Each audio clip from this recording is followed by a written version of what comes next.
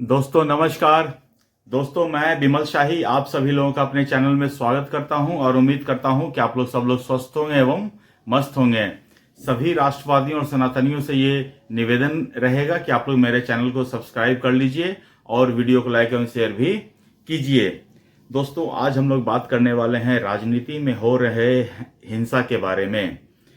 जी हाँ दोस्तों, अभी रिसेंटली दिल्ली की मुख्यमंत्री जो हैं रेखा गुप्ता, उनके ऊपर किसी ने अटैक कर दिया जब वो जन सुनवाई के लिए अपने निवास स्थान पर लोगों से मिल रही थी।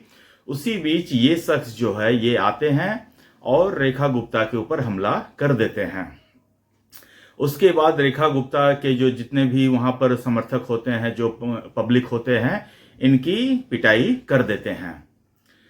दोस्तों राजनीति में हिंसा का कोई स्थान नहीं होता है, लेकिन दुख की बात यह होती है कि राजनीति में जब कभी भी हिंसा होती है तो जो विपक्ष वाले होते हैं वो इसका मजाक बनाते हैं। ये सबसे दुख की बात है।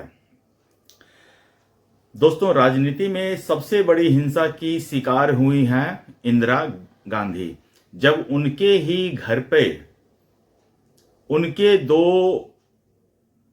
सुरक्षा गार्ड उन्होंने इंदिरा गांधी को गोलियों से छलनी कर दिया था।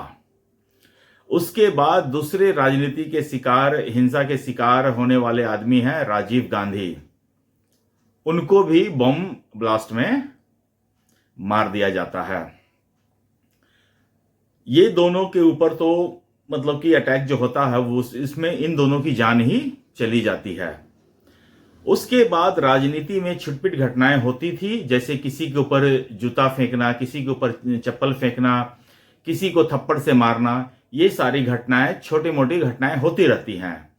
लेकिन मजे की बात यह होती है कि जब कभी भी इस तरह की हिंसा की घटना होती है तो जो पार्टी के समर्थक होते हैं वो तो इस हिंसा की निंदा तो करते ही हैं, लेकिन जो विपक्ष वाले होते हैं वो इस घटना का मजाक बनाते हैं। जैसे कि जब इससे पहले भी दोस्तों बीजेपी की सांसद एक हैं कंगना रनावत, इनके ऊपर अटैक हो चुका। जब एयरपोर्ट पर ये जा रही थी, सिक्योरिटी चेक से गुजर रही थी, तब एक सीआईएसएफ की जवान थी, उन्होंने कंगना को एक थप्पड़ मारा था। उस समय सोचिए पूरे की पूरी कांग्रेस पार्टी, पूरे के पूरी आम आदमी पार्टी कंगना रनावत का मजाक बना रही थी कि कंगना को थप्पड़ पड़ा और उनके तरह तरह के मीम्स बनाए जा रहे हैं। कंगना के मारे जाने के बाद, थप्पड़ मारे जाने के बाद आज सीएम रेखा गुप्ता, दिल्ली की जो सीएम है रेखा गुप्ता, उनके ऊपर भी जब थप्पड़ के ये कांड हुआ, अटैक हुआ, तो फिर से आम आदमी पार्टी और कांग्रेस वाले जो हैं इन दोनों का मजाक उड़ा रहे हैं, तरह तरह के मीम बना रहे हैं। इन लोगों को यह सोचना चाहिए, जो इनका मजाक बनाते हैं, इनको यह सोचना चाहिए कि किस तरह से इनके पार्टी के नेताओं को भी हिंसा का शिकार होना पड़ा था। स्वयं अरविंद केजरीवाल, जो आम आदमी पार्टी के सबसे बड़े नेता हैं, इनको कई बार थप्पड़ खा चुके हैं। इनके ऊपर हमला हो चुका है।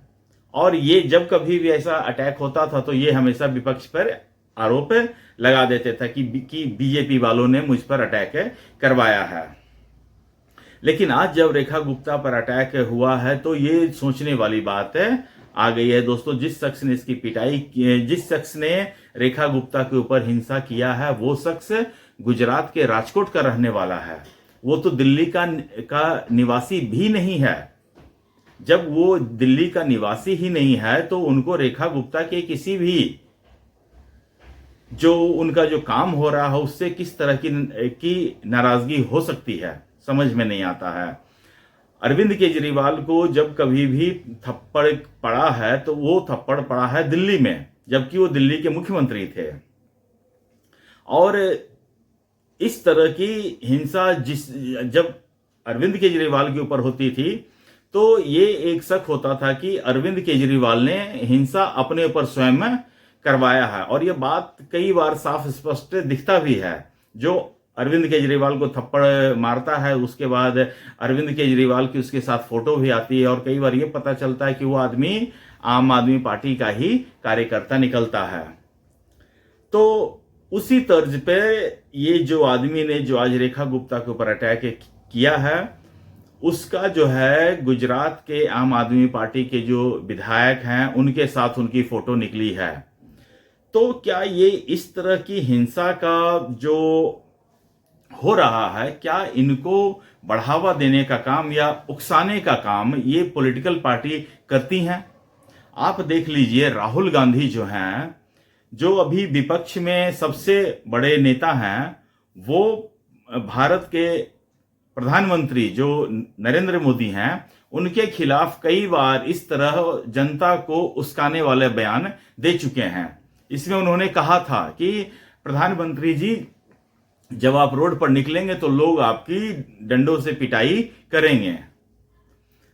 दोस्तों, आप राजनेताओं की चाल में मत आइए।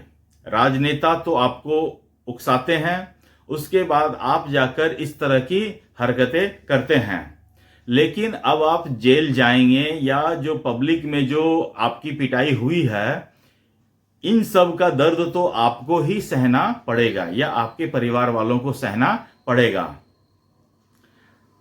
आप देखिए, अरविंद केजरीवाल जिस तरह से हिंसा के लिए लोगों को उकसाते हैं, अरविंद केजरीवाल का आज तक कोई नुकसान हुआ नहीं है, या इस कांड के बाद जो गुजरात के जो विधायक हैं गोपाल, उनका कुछ नहीं बिगड़ा है।